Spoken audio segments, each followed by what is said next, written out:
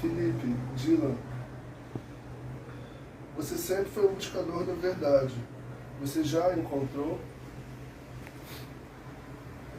Eu encontrei o caminho. Eu posso dizer que eu encontrei a verdade, eu não cheguei no fim desse caminho, mas eu encontrei o caminho verdadeiro, isso eu posso dizer.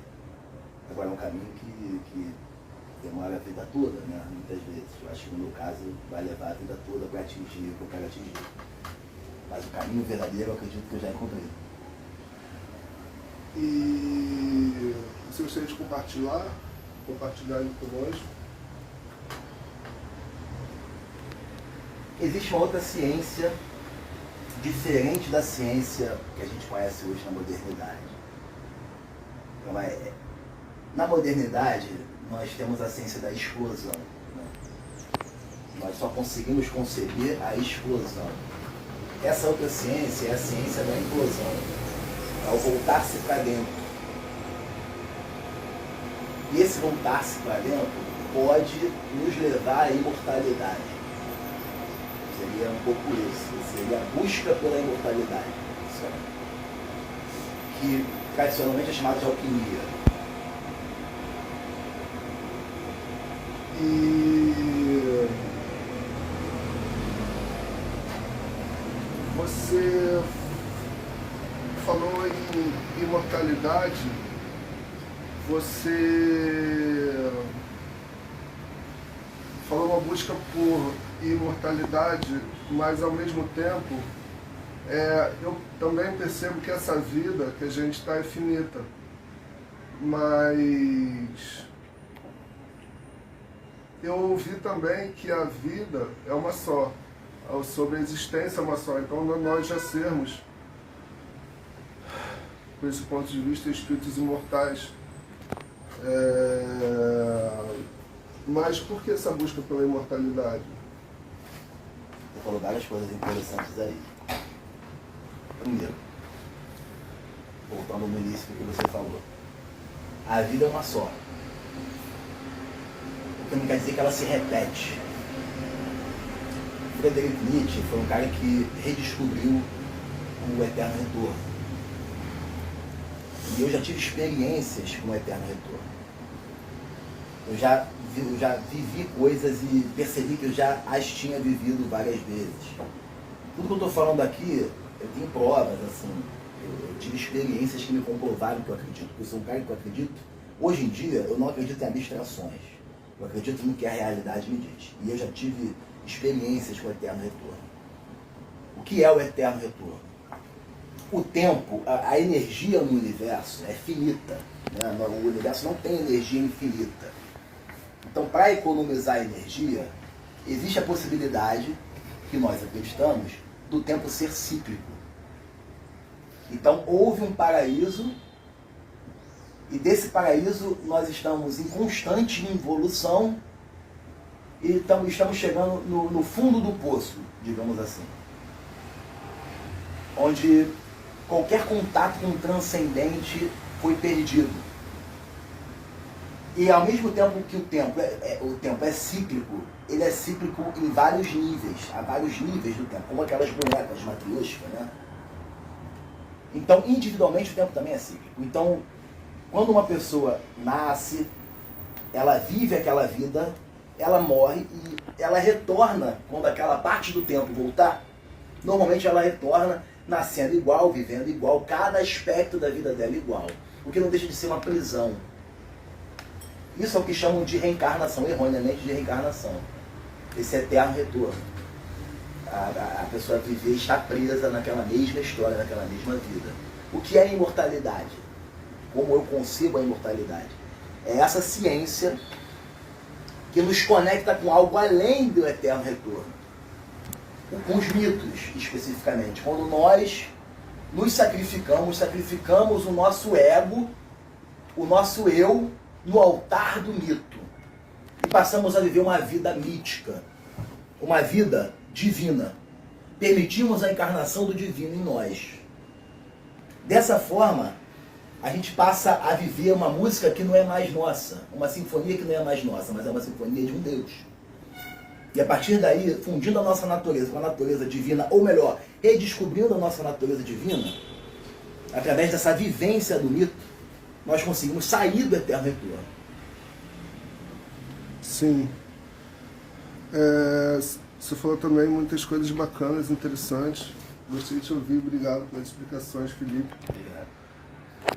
Nesse início, o que seria esse paraíso? Como seria e por que teríamos saído de lá? Existia um paraíso anterior a esse universo, onde existia a totalidade. E é uma totalidade que toda a natureza aspira retornar. Essa totalidade não é possível, talvez, retornar. Esse universo anterior ao nosso, em que existiam leis diferentes ou não existiam leis. Esse universo talvez não seja possível recuperar.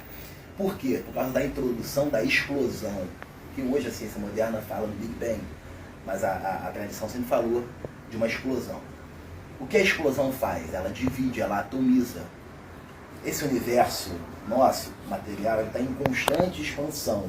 A partir dessa explosão, está constantemente se dividindo, se atomizando, e isso acontece também na esfera humana. A nossa ciência hoje é dividida cada vez mais. Anteriormente nós tínhamos a filosofia, depois tivemos a física e a química. Hoje não é mais a física, nós temos a astrofísica, nós temos a física quântica. Todas as esferas de conhecimento humano estão sendo divididas, atomizadas. O ser humano também está perdendo a sua dimensão nacional, está perdendo o seu contato com família, se tornando cada vez indivíduos atomizados, separados. Então, isso é que a explosão faz, ela divide. O paraíso, então, seria esse retorno à unidade. Desse paraíso anterior à explosão, existia um outro paraíso dentro desse universo, desses seres mitológicos que olharam para esse universo e enxergaram nele uma possibilidade de individuação. E por isso entraram nesse universo e construíram um paraíso. Porém, o ser criador desse universo, essa máquina, esse robô primordial, ele constantemente tentou aprisionar esses seres mitológicos nessa realidade através de duas coisas. O pensamento racional, que é o pensamento robótico, é o pensamento demiúrgico, e o sexo. Por quê? A própria tradição cristã fala que os anjos se apaixonaram pelas filhas dos homens. O que quer dizer isso? Os deuses entraram nessa realidade e vendo as mulheres robóticas criadas por esse ser demiúrgico, tiveram filhos com elas. E a partir dessas misturas que foram ocorrendo do sangue divino com os sangues animais, neandertais, do demiurgo, foi sendo esse Deus anterior, que é chamado de Apolo, de Abraxas, e tem diversos nomes, e na tradição cristã chama-se Lúcifer. Esse Deus foi sendo aprisionado a partir dessa constante mistura do seu sangue com o sangue dos seres demiúrgicos. É interessante notar que o pensamento divino é diferente do pensamento robótico. O pensamento racional, que é o que a modernidade valoriza, é um pensamento robótico, que está constantemente analisando e buscando respostas na via racional. A via divina é diferente, é a via poética. Por isso que o que eu estou falando aqui, para mentes modernas, acostumadas com o racional, pode parecer um pouco difícil de acreditar, porque a lógica de quem vive essa ciência alquímica é diferente, não é a lógica racional, é a lógica poética, é justamente, precisamente, a lógica mítica. Os mitos não são para ser entendidos de forma racional, os mitos são poesia, e só é possível entrar em contato com o transcendente através da poesia. Através da racionalidade, não é possível entrar em contato com o transcendente. Então essa é a diferença da minha lógica, da nossa lógica, a lógica de quem acredita no que acredita, que nós buscamos a via poética, pensar de uma maneira poética, diferentemente do pensamento moderno, com o pensamento racional. E é como esse ser demiurgo aprisiona a humanidade, através do pensamento racional, que gera dúvidas, gera medo, e através, muitas vezes, da procriação também. Entendi. Sobre essa questão de divisão e atomização,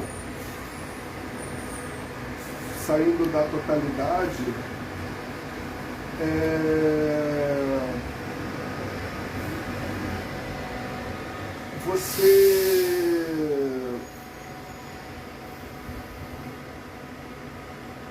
você considera que talvez esse retorno a esse gesto no sentido de implosão, retorno à imortalidade nesse sentido que você falou,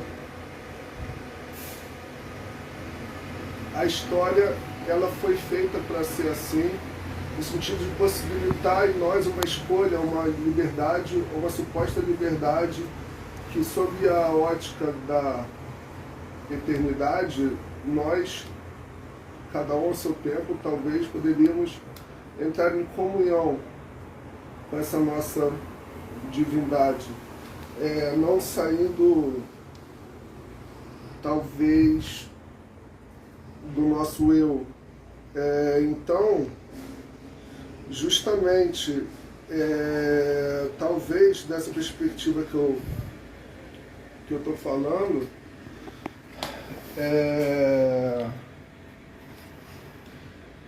Javé, em parte, estava nesse, entre aspas, paraíso,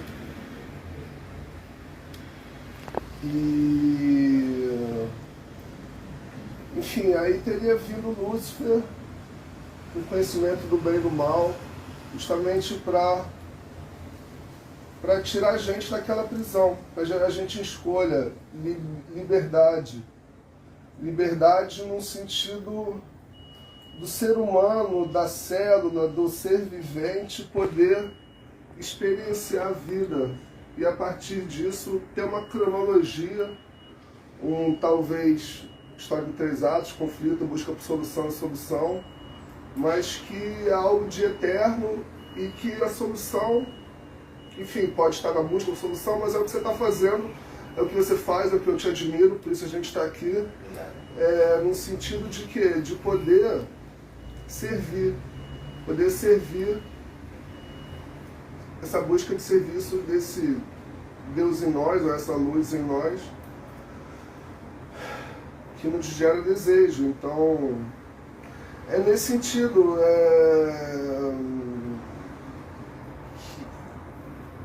de olhar a divisão como uma possível busca por comunhão, e não como uma separatividade antagônica e guerriosa ou bélica, no sentido de rendição ao jogo, não ao sentido de eu e adversário guerreando, porque é inevitável, então que eu faça as pazes com ele e façamos um bom jogo, porque vai ser outro, enfim.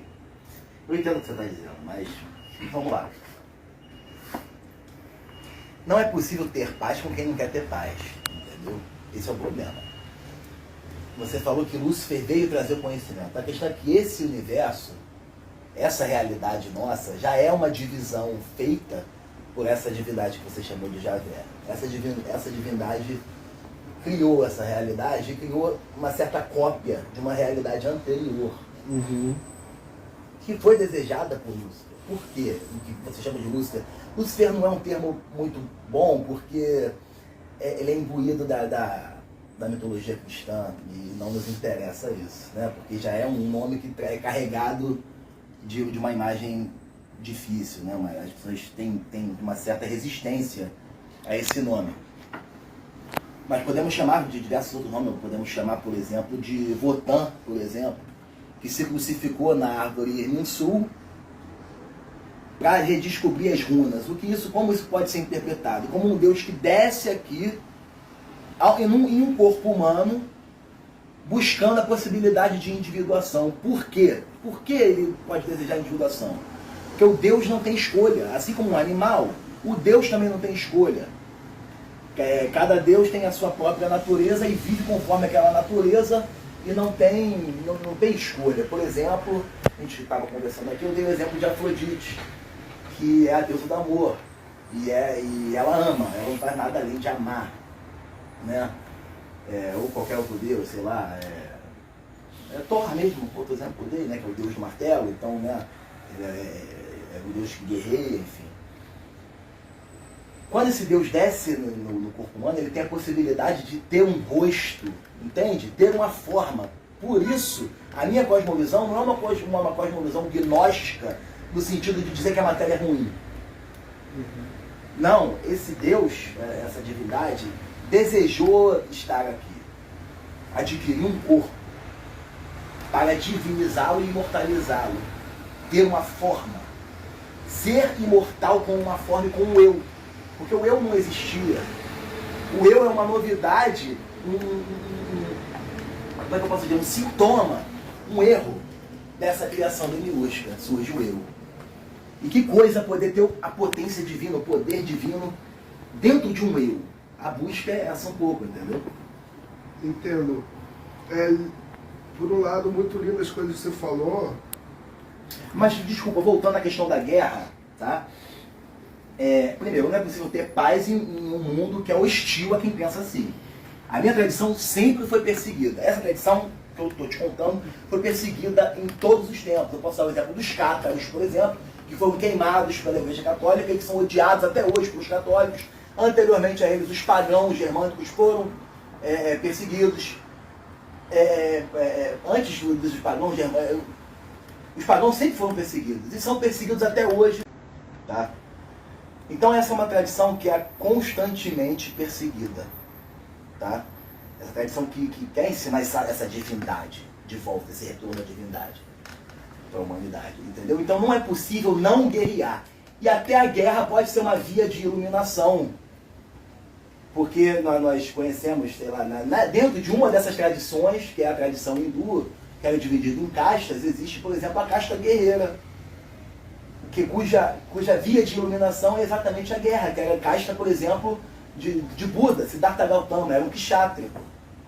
Entendeu? Hoje pegam Buda e transformaram nessa coisa de amorzinho, não, ele era um guerreiro. A guerra também, Júlio Zévola fala da grande jihad, da pequena jihad, falando do islamismo, por exemplo, que na guerra externa você também faz guerra interna. Você só consegue guerrear externamente se você fizer guerra contra a sua própria fraqueza. Então a guerra nesse sentido é um meio para você exterminar a própria fraqueza, exterminar o medo, exterminar a vergonha. Porque medo e vergonha são as armas que o inimigo usa para aprisionar esses deuses aqui na Terra. Então, como é que a gente vai perder o medo se a gente não se expuser ao perigo? E esse é o papel da guerra. Entende? Maneiríssimo, irmão. O que eu estava falando era um pouco nesse sentido de... Enfim, de que um conceito não pode existir sem o outro. O conceito de erro não pode existir sem o conceito de acerto, o conceito de paz não pode existir sem o conceito de guerra, o conceito de fome não pode existir sem o conceito de saciedade. Eu percebo que entre os dois há a busca, entre os dois opostos, entre os dois extremos há a busca. E é isso. E no topo pode existir a liberdade, uma busca da libertação, e, enfim, é um processo mas nesse sentido no sentido de guerra, inimigo, luta, eu busco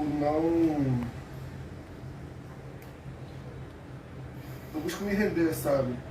Naquela outra perspectiva, no sentido de a vitória está admitir a derrota, eu ter perdido, não perdido para o sistema, perdido para o que quer que seja, eu perdi para a existência, porque o poder não é meu, eu não tenho poder de nada, eu não tenho poder de aniquilar a minha existência, eu não tenho poder de criar a minha existência. Se eu quiser, entendeu, eu não acabo, entendeu? Enfim, eu posso acabar aqui, mas eu continuo. Então, mais ou menos isso. Então, tipo, esse conceito de eu e o adversário, o inimigo, a guerra, a paz, eu vejo enquanto eu fazer as pazes com esse possível oponente, a gente fazer um bom jogo. Tá certo que o mundo não é um desenho animado, mas eu penso que existe a possibilidade de debate. Eu entendo, você diz, é o que a gente está fazendo aqui, mas essa tentativa de paz sempre ocorreu. Sempre o lado de quem acredita na minha tradição foi perseguido. Mais uma vez eu falei disso e repito. O exemplo dos cátaros. Os cátaros simplesmente viviam em paz ali com a tradição deles, a tradição do amor deles, né? Os trovadores, enfim, foram dizimados, queimados, perseguidos. Então até quando a gente vai acreditar nessa paz e não nos proteger? Eu não consigo acreditar numa visão em que o inimigo está te atacando e você deve perdoá-lo enquanto ele te ataca. Eu acredito no perdão. Quando a pessoa realmente está arrependida dos erros dela, você a perdoa. Eu exercito perdão direto na minha vida. Agora, eu não posso concordar com alguém me dando um tapa na cara, eu falando e eu dar, bate de novo. E aí eu vou apanhar até quando? E não me vingar dessa pessoa. A vingança, muitas vezes, ela tem também um potencial pedagógico, né? A vingança ensina também. Quando alguém sabe que você tem o poder de se vingar, a pessoa vai pensar 2 vezes antes de te atacar. Então eu acredito numa humanidade forte, em um mundo de homens fortes, homens e mulheres, pessoas fortes. Porque pessoas fortes, que têm o poder de se defender, de se vingar, são pessoas que são mais respeitadas e estão mais protegidas de eventuais ataques. Essa que é a questão. Eu acho que o pacifismo, na verdade, é uma guerra, é uma arma psicológica para enfraquecer as populações, para que as populações não se levantem para se defender. A violência existe, a violência é um fato. Na época que a gente vive, na Kali Yuga, a violência está presente em todos os aspectos da nossa vida. Só que hoje a violência é exercida de forma dissimulada, de forma hipócrita. Muitas vezes através de uma fofoca, através de um cancelamento que faz a pessoa perder os patrocinadores dela, perder dinheiro. E sem dinheiro essa pessoa não vai poder comer, não vai poder consumir, não vai poder viver com plenitude. Isso não é uma forma de violência também? O cancelamento, por exemplo, a fofoca, a mentira. Essa é a violência moderna. E quando surge uma oposição a essa violência, que se diz claramente violento, não violento, mas capaz de violência, que fala, olha, se você for violento comigo, eu revidarei. As pessoas tendem a julgar, dizer que são contra a violência. Será que são contra a violência mesmo? Porque a violência é um fato, a questão é essa, eu não defendo a violência, eu sou um homem pacífico, estou tratando vocês bem, sempre você um homem cordial, um homem educado, um homem que respeita quem me respeita, seja quem for. A grande questão é essa. Nós devemos ser capazes de violência, porque se formos capazes de nos defender, nós estaremos justamente nos protegendo da violência. Não se combate violência com pacifismo, mas com a capacidade de se defender. Agora, a violência é um fato. A violência existe.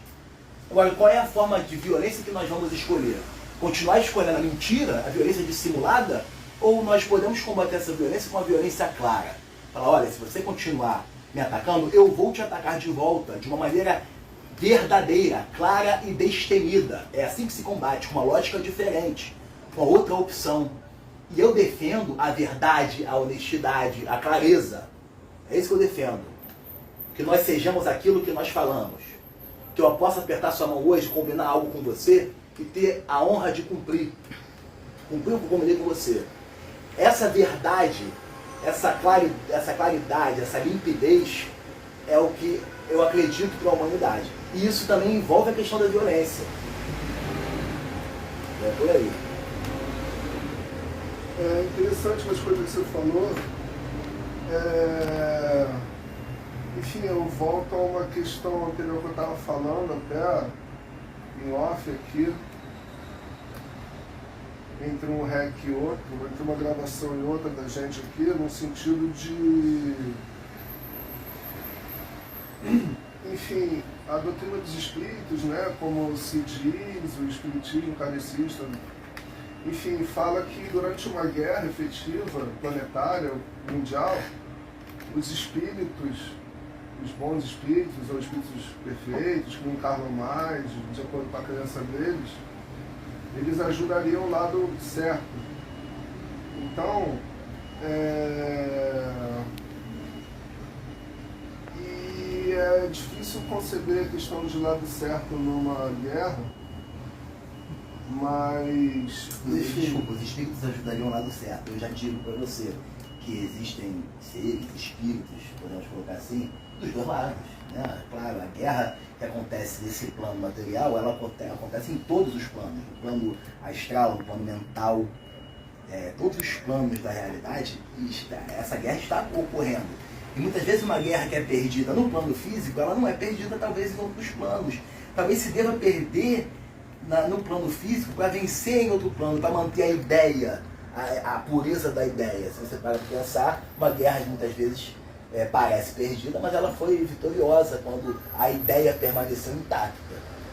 Sim, compreendo, Felipe. O que eu vejo quanto a essa questão de guerra efetiva, levante dos povos, ou uma guerra entre nações, é que o planeta a gente já tem bomba atômica. Então se entrar nessa parada, o planeta vai acabar, não vai ter planeta para ninguém. Então fica numa disputa de coisa. Enfim, sei lá, com todo respeito. Não sei dessa parada. Mas o que eu estava querendo dizer também é que sobre essa questão de levante dos povos, eu me identifico com você nessa questão de você pensa no coletivo, você pensa no outro da sua forma ou da forma como se deva, sei lá.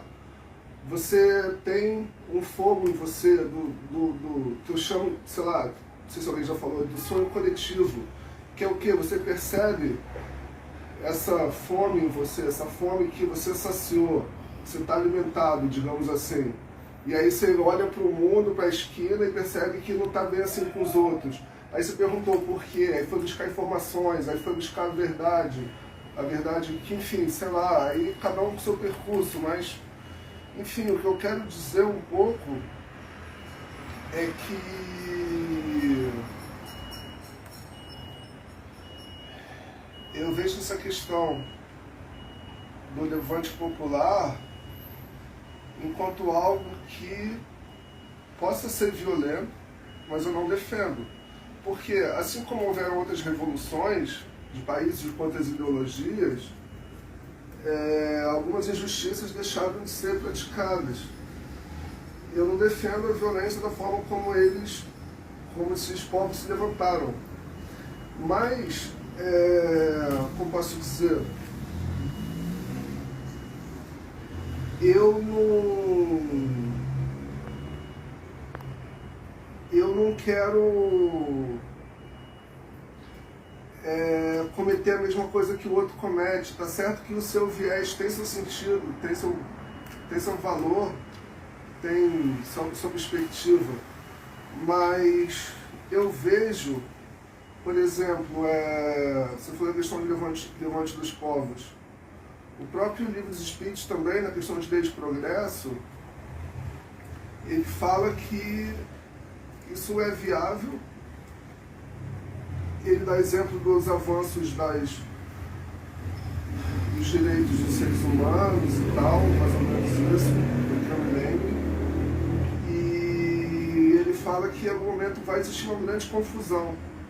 Então, eu penso em talvez ocorrer um levante popular, mas através de quê? Povo na rua, greves, não sei, algo que pressione, algo que, sabe, porque pelo menos eu não quero, enfim. Felipe, desculpa, eu não estou pregando guerra aqui em momento nenhum, falando que se deve tomar atitudes violentas contra nenhum grupo. Em nenhum momento eu estou falando isso. Pelo contrário, eu acredito que o verdadeiro levante popular é o despertar da consciência. A partir desse despertar da consciência, da memória do sangue, de quem nós somos, a partir daí, naturalmente, as pessoas, como povo, vão achar caminhos para sair desse sistema. Em nenhum momento eu estou pegando violência, até porque eu não tenho poder para isso, eu não saberia como fazê-lo, seria irresponsável da minha parte falar em violência. E dizer que as pessoas devem ser violentas. A única coisa que eu estou dizendo é que não se pode negar que a violência é um fato, ela existe, e eu não posso me colocar eu não posso me colocar na posição pacifista em um mundo embebido em violência, um mundo imerso na violência, mas de maneira nenhuma eu estou pregando ações violentas. E fique claro, eu prego o despertar da consciência, que é o que eu estou buscando para mim. E percebo que tem inimigos. Tem inimigos justamente por estar despertando a minha consciência. É só isso que eu estou fazendo. Quanto à questão de lei de progresso, olha, meu amigo Antônio, eu lido com a realidade. tá? Eu não acredito em abstrações mais. Eu olho para a realidade e observo como ela está. E o que eu observo é que a humanidade vive em constante nostalgia. A nostalgia faz parte da experiência humana. Por exemplo, uma pessoa muitas vezes que vive a juventude hoje acha que seria melhor ter vivido nos anos 2000. Uma pessoa dos anos 2000 acha que poderia ter sido melhor viver nos anos 80. Uma pessoa dos anos 80 admira os anos 50. Tem até um filme curioso sobre isso, que é Meia-Noite em Paris, é um filme de comédia. Filme legal pra caramba. O cara vai pra Paris com a esposa, tudo, aí entra num carro, aí aparece junto com os escritores que ele admira. Enfim, é um filme maneiro, um filme interessante. E ele encontra uma mulher lá que gosta de outra época anterior. Porque a humanidade está em constante nostalgia. O que isso nos mostra? Que não é um progresso, é uma constante deteriorização do homem e da sociedade. A sociedade, se a gente olhar, ela está cada vez pior. Eu não enxergo avanço nenhum. As pessoas estão cada vez mais egocêntricas, cada vez mais egoístas, cada vez mais narcisistas. E um aponta para o outro e chama o outro de narcisista. Só que o narcisismo hoje domina a realidade. Nós vivemos a época do narcisismo, em que todos se expõem nas redes sociais e ficam um se comparando com o outro, um querendo ser melhor do que o outro. Nós vivemos a era do narcisismo, então, sinceramente, progresso só se for técnico. E ainda assim, eu não acredito nessa técnica. Eu acredito... Desculpa, o microfone caiu. Eu acredito em uma outra tecnologia, uma tecnologia mágica, uma tecnologia espiritual, que, sinceramente, é a única tecnologia que pode combater essa deteriorização. O que eu observo hoje é uma humanidade decadente, constantemente decaindo. Basta olhar para a realidade. A gente não tem nem contato com a natureza mais. Nós aqui no Rio de Janeiro até temos algum contato, temos uma praia, né, temos árvores, mas cada vez menos temos contato com a Mãe Terra, com esse ser vivo que é o planeta que a gente vive. A gente está desconectado da natureza externa e da nossa própria natureza, cada vez mais imersos na mentira, cada vez mais acreditando em bolhas, em pensamentos fabricados que dividem as pessoas. E essas bolhas vão se recriando, vão se replicando e se tornando cada vez piores, cada vez mais doentias. Eu só vejo o homem cada vez mais doente, o gênero humano, né? Cada vez mais doente, cada vez com mais dificuldade de se conectar com o próprio eu. Então eu não posso acreditar em lei de progresso. Pelo contrário, o que eu observo é uma constante involução que vai de encontro com o meu pensamento, de um paraíso perdido. E quando nós perdemos o paraíso, surge a nostalgia. A gente só sabe que teve um paraíso porque a gente perdeu o paraíso. Quando a gente está no paraíso, a gente não sabe que existe. Então, nós sabemos que houve um paraíso. A gente está constantemente buscando esse paraíso no passado. Então, o que eu acredito é um retorno a esse passado, um retorno a esse paraíso, um retorno à tradição primordial, porém, com tudo que a gente descobriu ao longo do tempo. É um pouco isso, sabe? Não é negar o avanço, mas é utilizar o avanço e submetê-lo ao espiritual, ao transcendente. É um pouco a minha visão, que seria o retorno. Contra os ponteiros do relógio, o retorno a essa origem, a esse paraíso. É um pouco que eu acredito e que um pouco que eu enxergo que foi tentado diversas vezes ao longo da história. Sim.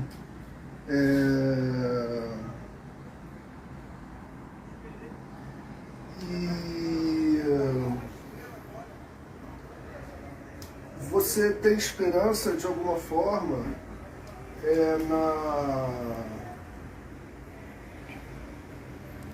na capacitação do ser humano enquanto cidadão, enquanto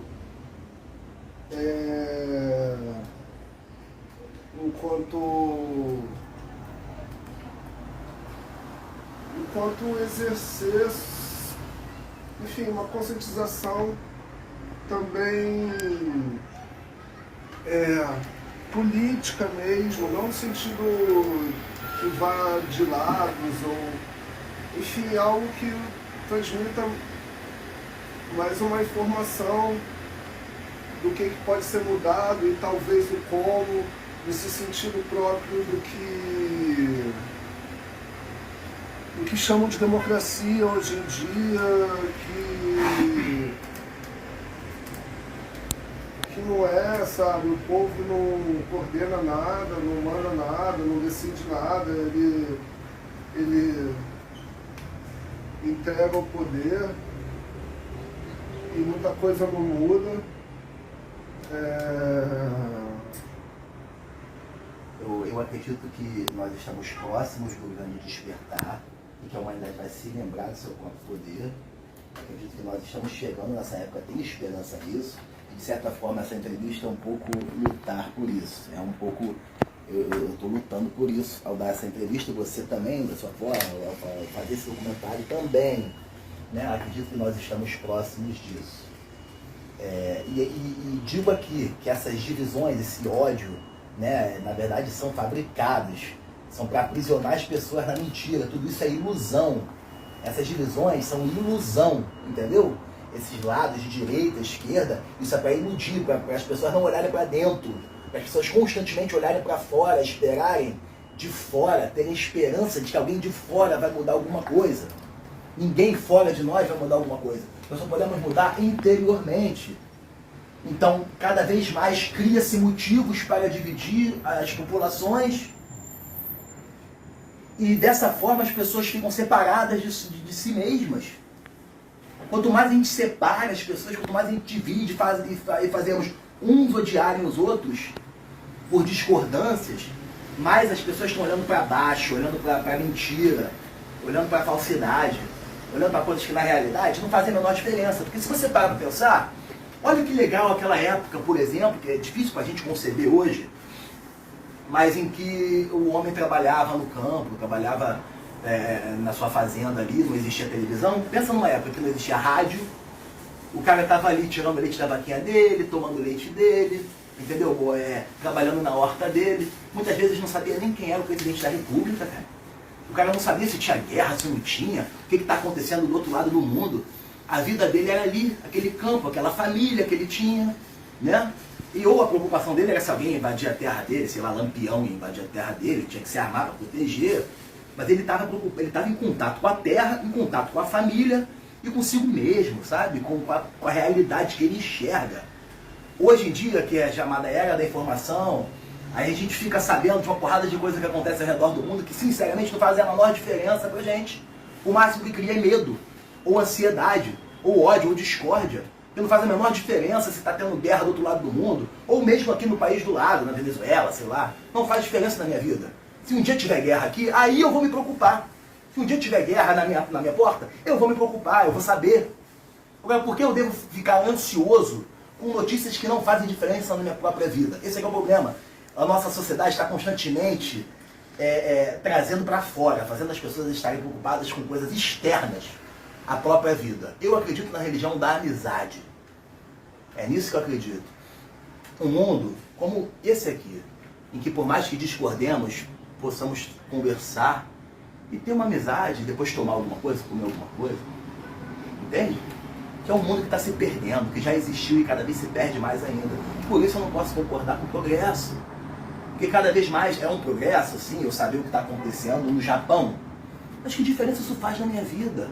Eu te digo que diferença que faz. Isso gera ansiedade, isso gera constante medo, isso gera divisão, gera discussões intermináveis e inúteis. O que eu prego, no fundo, é um retorno à própria natureza. É muito bonito umas coisas que você falou, Felipe. Obrigado, amigo.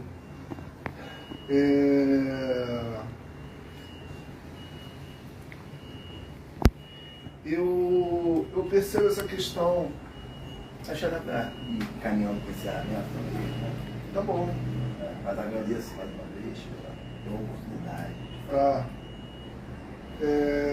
Obrigado, Felipe, pela oportunidade de ser entrevistado aí pela gente. Obrigado, irmão. Boa te ver.